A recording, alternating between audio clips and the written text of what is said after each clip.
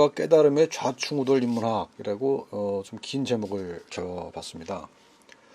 개인의 저 자신에 대한 뭐 고백적 이야기를 좀 하게 될 것 같은데요. 제가 뭐 60 몇 년 살아오는 과정에서 어떻게 인문학을 공부하게 됐는지, 그리고 지금 그 과정에서 어떻게 저 자신이 변해가고 있는지에 대한 어떤 반성이랄까요, 뭐 고백이랄까요, 그런 이야기가 될 것 같습니다. 그래서 이제 부제를 이렇게 잡아봤어요. 나의 고백인데요. 무엇에 대한 고백이냐 하면 나에 대한 고백이고요. 누구를 위한 고백이냐 하면 나 자신을 위한 고백입니다. 그러니까 나를 위한 나에 대한 나의 고백, 뭐 이렇게 부제를 붙일 수 있을 것 같아요. 우선 그 제 경험을 좀 말씀드려 보면요. 제가 치과 의사로 살다가 만 40이 됐을 때 이제 공부를 하러 가거든요. 그래서 내가 공부해 왔던 것과 내가 살고 있는 것이 좀 괴리가 느껴졌다는 것이죠. 내가 공부한 것을 처음에 순진하게 생각했을 때는 내가 아는 걸 그대로 실천하면 그게 제대로 된 삶이다라고 생각을 했었는데, 보니까는 그 안다고 하는 것과 산다고 하는 것이 그렇게 일치가 되지 않는다는 느낌을 받았습니다. 그러니까 행복하지가 않더라고요. 그러니까 무슨 뭐 세속적인 성공은 뭐 할 수 있었던 것 같아요. 돈도 벌고 뭐 이렇게 해서. 그러니까 세속적으로는 뭐 객관적으로 별로 별 문제가 없었지만, 춘이랄까요, 내면이 굉장히 불행했다는 생각을 했어요. 그래서 그때 다시가 아니라 공부하러 갔던 거죠. 전공을 바꿔서 대학 공부를 하러 갔던 건데요. 몇십 년 돌아와서 다시 생각을 해보니까 그때 왜 내가 그런 결정을 했는지가 조금 설명이 돼요. 그때는 그냥 무조건 그냥 싫어서 떠났던 건데요. 그래서 보니까는 이런 거죠. 그 당시에는 아는 대로 사는 것이 아는 대로 사는 것이 윤리적인 삶이고 그것이 좋은 삶이라고 생각을 했었어요. 생각해 보니까 이 구조가 이제 직선적인 삶이에요. 안다는 것과 산다고 하는 것이 바로 직선으로 연결된다, 인간관계로 된다라고 믿었던 것 같아요. 그리고 상당 부분 아직도 그런 신념을 가지고 있는 것 같아요. 저 자신뿐만 아니라 우리 구성원들이 그렇게 생각하는 것 같아요. 아는 것과 사는 것이 바로 직접적으로 연결된다는 생각이죠. 그런데 생각해 보니까는 그렇지 않다라고는 의심을 하기 시작했던 것 같아요. 그때가. 그러면 그 갭을, 간극을, 암과 삶의 간극을 어떻게 메꿀 것인가, 잘 몰랐어요. 그때는 문제가 뭔지도 몰랐고. 그래서 공부를 좀 일단 해보자 라는 생각했던 거죠. 그러니까 역시 알미라고 하는 토대 속에서 시작했던 일입니다. 사실은 생각해 보니까. 그래서 그 간극을 메우는 것도 역시 알미라고 하는 체제를 통해서 메울 수 있다고 생각하는 거죠. 그러니까 공부를 하면 그 간극을 메울 수 있을 거라 생각했던 겁니다. 그러니까 그동안 뭐 과학 또는 뭐 치과의사로 살아왔던 그런 뭐 어떤 지식을 갖고 살았던 살아왔는데, 그것이 어떤 내 삶과 일치를 이루지 못했었는데, 그 간극을 인문학을 공부를 해서 그걸 메꿀 수 있을 것이다라고 생각을 했던 것 같아요. 그러니까 그렇게 보니까 이거는 삶은 뭐였는가 하면 계속 벽돌로 쌓는 것이었어요. 지식을 하나하나 쌓아나가면 그게 삶이 된다고 생각했다는 것이죠. 그래서 삶을 벽돌 쌓기로 생각했던, 그리고 그 벽돌 쌓기라고 해서 그렇잖아요. 이미 다 설계도는 이미 완성되어 있는 것이고요. 그 설계도에 맞춰서 거기다 하나하나 끼워 넣는 거잖아요. 그래서 그걸 뭐 차근차근 착실하게 쌓아가면 훌륭한 집이 완성된다고 생각을 했던 거예요. 그래서 그 벽돌이라는 것은 그 지식이라는 거였죠. 알미라는 것이었죠. 그래서 알의 조각들을 맞춰가면서 그 인생을 만들어간다고 생각을 했었던 것 같아요. 그러니까 그런 직선적인 관계가 계속 유지가 됐던 거잖아요. 그래서 배운다는 것은 그 지식을 쌓아간다는 것이고요. 그리고 또 연구를 한다는 것은 그 지식을 확장하는 것이었죠. 돌아와서 저 학생들을 만나고 학생들을 가르친다고, 소위 말하는 가르친다고 얘기를 했었는데요. 그것도 사실은 뭔가 하면 제가 쌓았던 벽돌들을 보여주는 것이었거든요. 이런 벽돌이 있어, 저런 벽돌이 있어 라고 했던 것이고, 내가 새로 만든 벽돌도 있어 뭐 이렇게 하면서 학생들을 가르쳐 주는 것이었거든요. 그 학생들은 제 버릇을 따라서 또 거의 비슷한 집을 지을 것이라고 예상했던 겁니다. 그러니까 이때 가르친다는 것은 내가 축적했던 지식을 그들에게 전달해 주는 것이었다는 겁니다.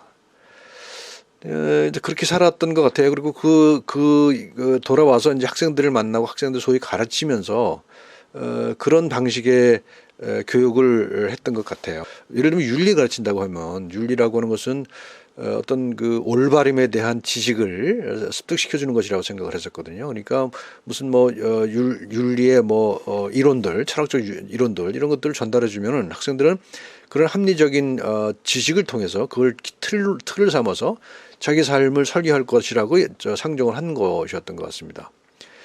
그러니까 결국은 어떻게 됐는가 하면 이제 윤리라고 하는 것은 뭐 어떤 식으로 변질되는가 하면 자기 삶을 스스로 개척해 나가는 것이 아니라 윤리라고 하는 어떤 추상적인 그리고 정의로운 틀을 가지고 내 자신의 욕망을 억누르는 것이었다고 생각이 됐어요. 그러니까 윤리는 욕망을 억제하는 것이다라는 생각을 암암리에 맞은 사람들이 가지고 있잖아요. 이제 그런 것이었다는 겁니다. 그래서 그런 식으로 저도 교육을 해왔던 것 같아요. 그리고 지식을 전달했고 윤리 이론들에 대한 지식, 뭐 사례들에 대한 지식 이런 것들을 전달해 주면 학생들이 그걸 가지고 합리적인 판단을 할 거라고 상정을 했던 거예요. 그리고 많은 세월이 지나면서 지금 제가 이미 이제 60이 넘은 지 한참 됩니다만 나이를 먹으면서 아 그게 아니었나 보다 하는 깨달음이 서서히 생기는 겁니다. 그 지식을 전달한다고 해서 지식을 제대로 가지고 있다고 해서 그것이 윤리적인 행동을 하지는 않잖아요. 많은 사람들이. 그래서 이 욕망이라고 하는 것에 대해서 좀 새롭게 생각을 하게 되죠. 그리고 그것과 관련된 이런저런 공부를 하면서 좀 내가 알았던 것에 대한 새로운 깨달음을 얻게 되는 것 같습니다. 그래서 그걸 다시 이제 설명하면 저는 이렇게 설명합니다. 배움에 대한 배움이다. 그동안은 가르칠 줄만 알았어요. 내가 배우고 그걸 확충해서 그것을 학생들한테 전달해주는, 가르쳐주는 뭐 그런 것이라고 생각을 했는데 지금 와서는 이런저런 공부를 하면서 특히 이 공부라고 하는 것은 특히 인지과학의 공헌이 큽니다. 이제 뭐 인지과학도 뭐 1세대, 2세대, 3세대 나옵니다만 1세대 인지과학은 역시 아까 얘기했던 벽돌 쌓기식의 지식이었던 것 같아요. 그런데 이제 이것이 지식이 쌓이면서 오히려 그 틀 자체가 변화되는 그런 느낌이 있습니다. 그래서 2세대, 3세대 뭐 창출 행위적 접근 뭐 이런 것들이 나오거든요. 이제 그러면서 또 이제 이것이 역시 이제 공부했던 철학 이런 것과 또 연결이 되죠. 연결이 되면서 새로운 몇 가지 깨달음을 얻었다고 저는 생각을 해요. 근데 그게 이제 뭔가 하면 개념적 혼성이라는 그 말인데 좀 어렵죠. 우리가 가지고 있는 개념들 있잖아요. 예를 들면 윤리적 개념들, 정의다, 자유다, 뭐 자율성이다, 평등이다 하는 그런 개념들 있잖아요.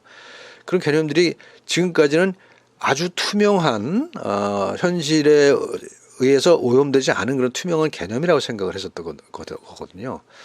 근데 점점 이제 어떤 생각이 드는가 하면 그런 투명한 개념이 어디 미리 존재하고 있는 건 아니라는 그런 깨달음을 얻게 되는 거죠.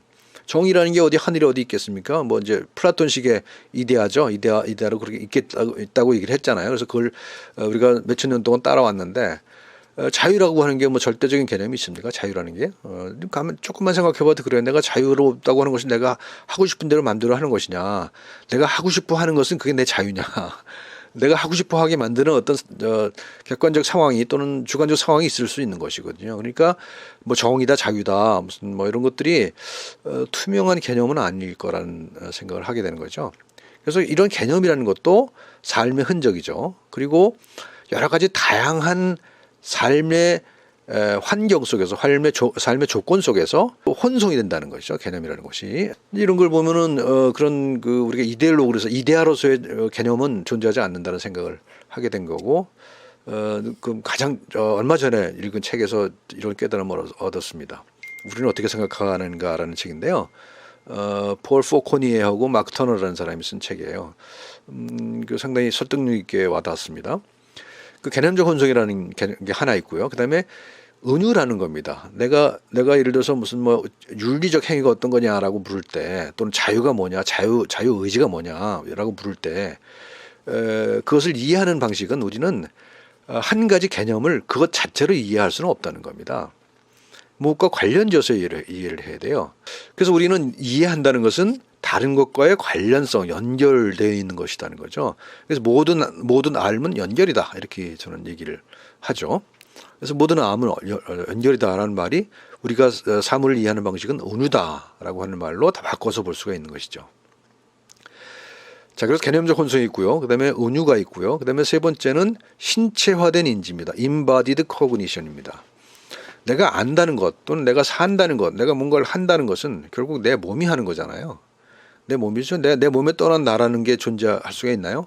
플라톤의 이데아도 그렇고요. 그다음에 뭐 칸트의 무슨 저 철학도 그렇고요. 뭐 저 의무론적 철학도 그렇고요. 결국은 그 선험적으로 존재하는 뭔가가 있다는 거거든요. 그 선험이라고 하는 것은 내 몸과 무관한 거잖아요. 근데 이제 우리가 생명체라고 하는 관점에서 보게 되면 그런 선험적인 개념이라든가 선험적인 명령이 있다고 생각하기 어렵다는 것이죠. 우리는 단세포 생물로부터 진화해온 생명이라고 하는 관점에서 보면은 그리고 내 몸이 없는 나가 존재할 수 없다는 생각에서 보게 되면 내가 안다는 것, 한다는 것, 산다는 것은 내가 아니라 내 몸이 산다는 거죠. 그래서 결국은 저는 여러 번 말씀했습니다만 나는 몸이다라고 얘기를 하죠. 뭐 이 채널의 뭐 표이기도 하죠. 나는 몸이다. 나는 몸이로소이다. 나는 내 몸과 떨어져 있는 어떤 허령한 존재가 아니다라는 거죠. 그래서 나는 몸이다라는 겁니다. 그래서 이 배움에 대한 배움은 제가 세 가지를 얘기했습니다. 개념적 혼성. 개념들은 허령한 개념이 없다. 그러니까 개념이라는 것은 없다. 그러니까 우리가 인간이 살아가면서 만들어진 것이다. 개념이라는 것도. 그래서 이것저것 서로 섞여 있다라고 하는 거고요. 그다음에 우리가 뭔가를 이해할 때는 그것은 다른 것과 그것과 유사하거나 또는 정반대되거나 어떤 관계를 가진 다른 것과 비유해서 생각하고 안다라고 하는 거죠. 그것이 은유. 그다음에 내 몸은 내 생각이나 내 행동이나 내 삶은 내 몸에 새겨져 있다라고 하는 신체화된 인지라고 하는 것에 대한 배움. 이것이 이제 지금까지 이제 벽돌 쌓기로서의 암에 대한 새로운 반성을 저한테 요구를 했던 것 같습니다. 그래서 이제 지금 어디로 가고 있는가? 이제 세 번째는 벽돌 쌓기에서 배움에 대한 배움을 통해서 그다음에 이제 어디로 가냐? 나를 다시 하기라고 이제 저는 표현했는데 나를 다시 하기.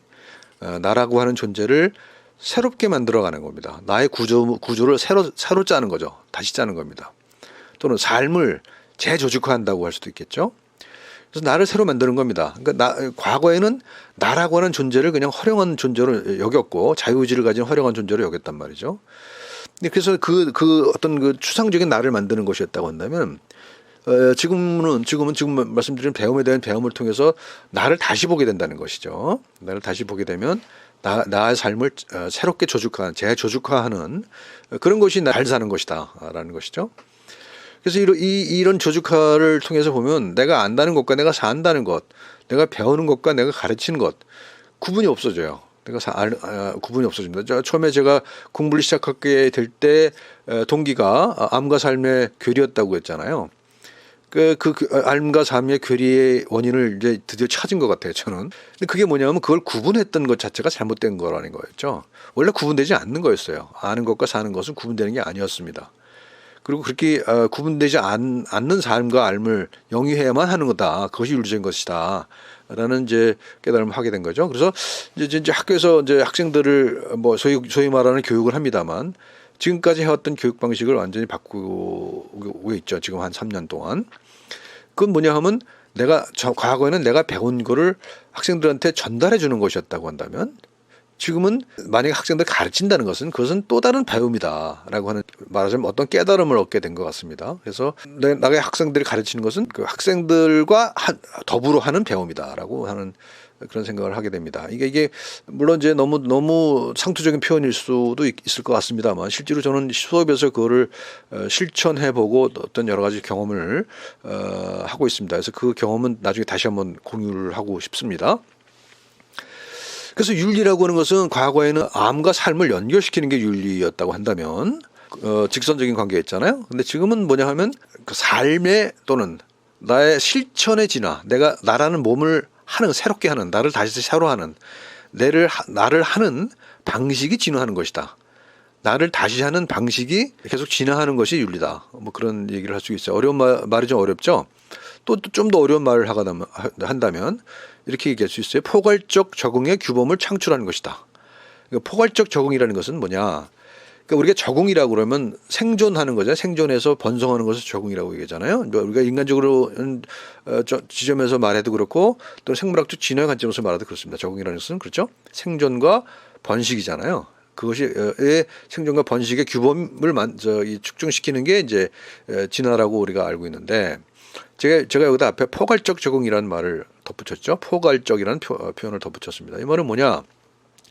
생물학적 진화라고 하는 것은 생존과 번식이라고 하는 것에 초점이 맞춰 있다고 한다면 인간의 삶이라고 하는 것은 그런 생물학적 그 생존으로부터 한 발짝 반 발짝 더 나가 있다고 생각을 하거든요. 그러니까 그런 생물학적 규범뿐만 아니라 인간적 규범을 만들기도 해요. 우리는 인간적 규범을 만들어서 그 생물학적 일반적인 그 일차적 생물학적 생존을 영위하는 그런 생명들과 조금 구별되죠. 뭐 엄청나게 크게 구별되는 건 아니죠.